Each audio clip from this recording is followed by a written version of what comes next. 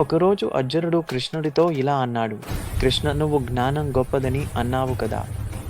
అయితే నేను పని ఎందుకు చేయాలి? ఈ యుద్ధం ఎందుకు అవసరం?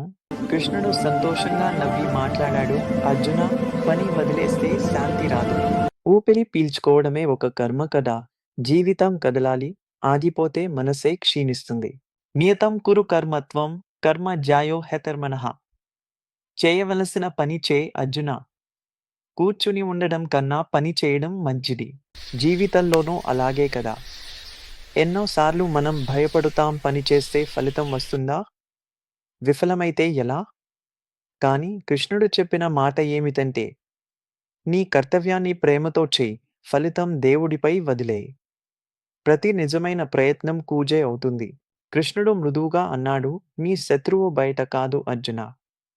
ప్రతి మనిషి జీవితంలో యుద్ధం తనలోనే జరుగుతుంది. భయం, ఆందోళన, కోపం, ఆత్మనింద ఇవే నీ శత్రువులు. వీటిని జయిస్తేనే నువ్వు నీ నిజమైన శక్తిని చూసుకుంటావు. పని నీది, ఫలితం దేవుడిది. భయం లేకుండా చెయ్యి. ప్రేమతో చెయ్యి. అదే కర్మయోగం. అదే జ్ఞానం. అదే విముక్తి.